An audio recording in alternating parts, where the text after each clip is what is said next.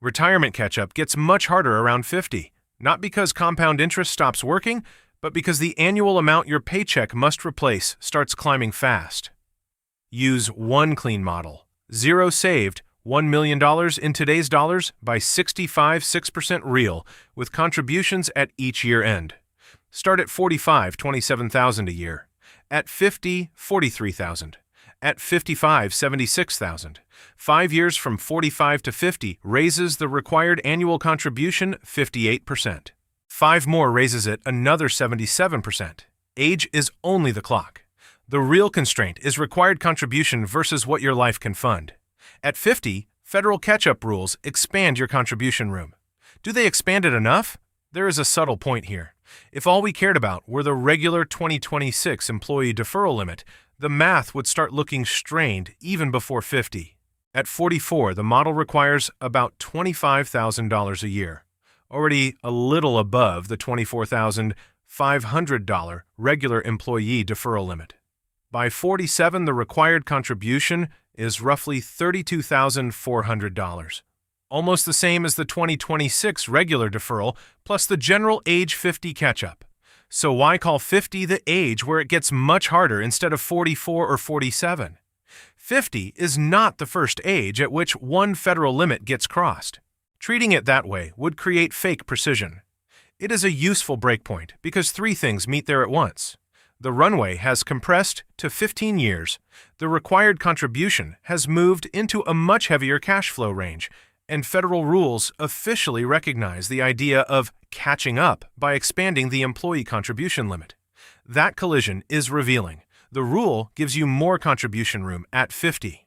The model says a severe late start may already require more than that expanded employee channel can hold by itself. The catch-up provision adds contribution room. It does not restore the compounding periods that disappeared with a later start. The important thing is that nothing magical happens between 49 and 50. The curve does not hit a brick wall, it bends. If you start at 40 in this same model, you need about $18,000 a year. At 43, about $23,000. At 44, roughly $25,000. At 45, about $27,000. By 47, it is already above $32,000. At 50, almost $43,000. Then 55 pushes it close to $76,000. At 60, with only 5 years left, the number is roughly $177,000 a year. This is how "I'll catch up later" can sound reasonable for years and then suddenly stop feeling reasonable. Each year you wait removes one entire contribution from the schedule. The earliest contribution, which would have had the longest time to compound. With fewer deposits left to reach the same target, the required amount of each remaining deposit rises. What changed was the runway. That makes 50 a useful breakpoint without turning it into a universal retirement cliff. In the model we just used, 50 is where the annual contribution requirement has already climbed to about $43,000. And 50 is also the age at which federal rules allow catch-up contributions for eligible workers in plans that permit them.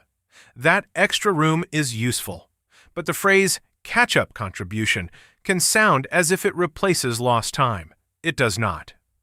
For 2026, the employee elective deferral limit for a 401k, 403b, most 457 plans, and the federal thrift savings plan is $24,500. The general catch-up amount for someone age 50 or older is $8,000. So for an eligible worker using the general age 50 catch-up, the current 2026 employee salary deferral reference is $32,500, subject to plan-specific rules. Compare that with the model. Required annual contribution at 50 twice, about $43,000.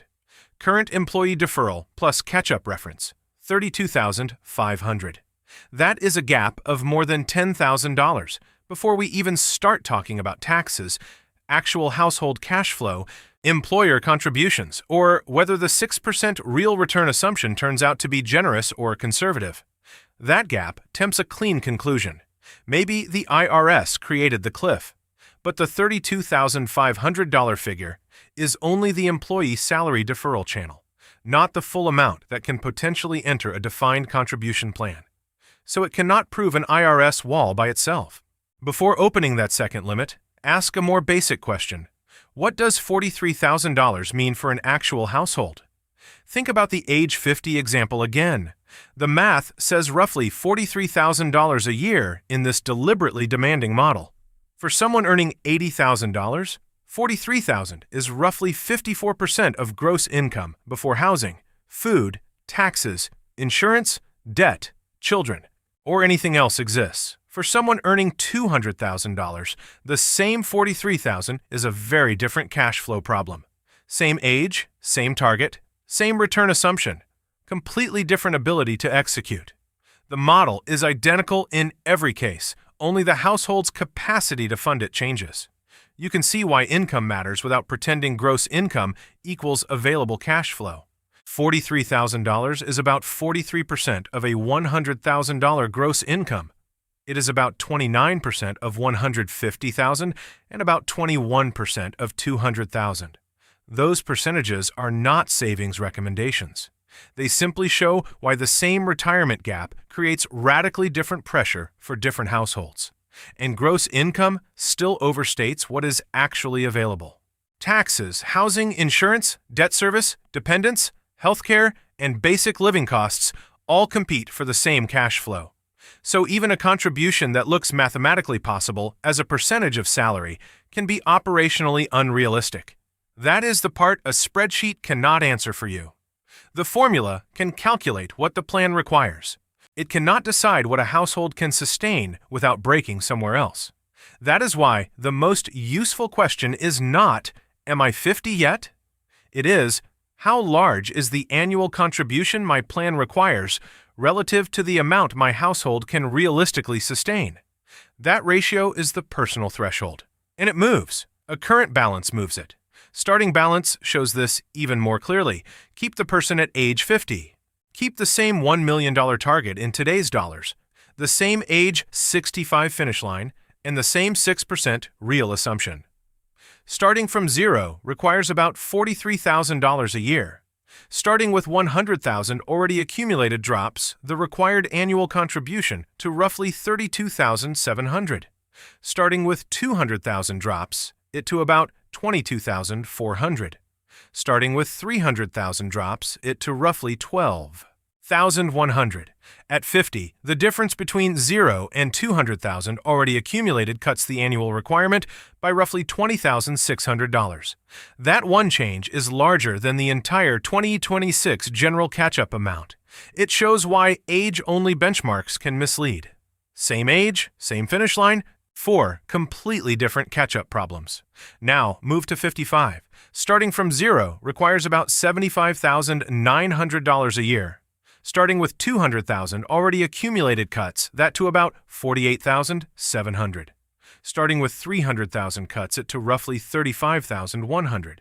Starting with $500,000 cuts it to under $8,000 a year in this simplified model. This is why the age itself cannot be the diagnosis. Age changes the runway. Existing capital changes how much of the finish line has already been built. And that is also why retirement benchmarks can mislead when they are detached from the variables behind them. Two people can both be 55. One can be starting from almost nothing. The other can already have half the target. Calling both of them behind at 55 tells you almost nothing about the actual work left to do. The useful number is not a social benchmark. It is the remaining funding job. Now, return to the supposed IRS wall. For 2026, the overall annual additions limit is $72,000. Subject to compensation and plan rules and catch-up contributions sit outside that base limit. With the general catch-up, total plan contributions can therefore reach $80,000 in a qualifying structure. That does not mean an employee can simply defer $80,000 from salary. Employer contributions and other permitted sources are doing part of the work. It does mean the age 55 requirement of roughly $75,900 is not universally too large to fit in a 401k. The neat explanation disappears. The tax code creates constraints and friction, but the deeper limit is the amount of capital your situation can actually produce. Some people have employer contributions, other retirement arrangements, wealth outside workplace plans, or a different target. The IRS matters. It is not the universal wall. A smaller retirement target moves it. A later retirement date moves it. A different return assumption moves it. Employer contributions move it. Contribution timing moves it a little too. In our 55 to 65 example, one annual contribution at the end of each year requires about $75,900. Spread contributions through the year instead, and the required annual total falls somewhat because each dollar gets more time to compound. This timing example is not an argument for one contribution schedule. It shows something more important. The breakpoint moves when the inputs change. Now, change one of the most powerful variables in this model, runway. At 55, our base model requires about $75,900 a year to reach $1 million in today's dollars by 65. Keep the same starting age, the same zero balance, the same target, and the same 6% real assumption. Change only the target age from 65 to 70. The required annual contribution falls to about $43,000. One change in the horizon cuts the annual requirement by more than 43%. That does not mean work until 70. Real life is not a spreadsheet. Health can change. Employment can change.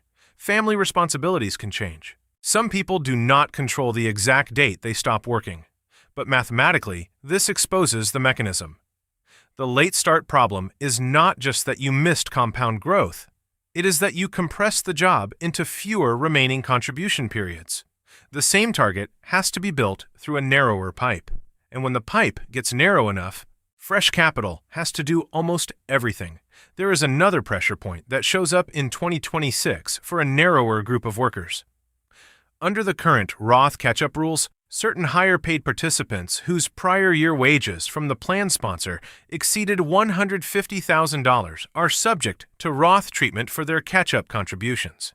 That means the catch-up contribution can lose the current year pre-tax treatment those workers may have expected.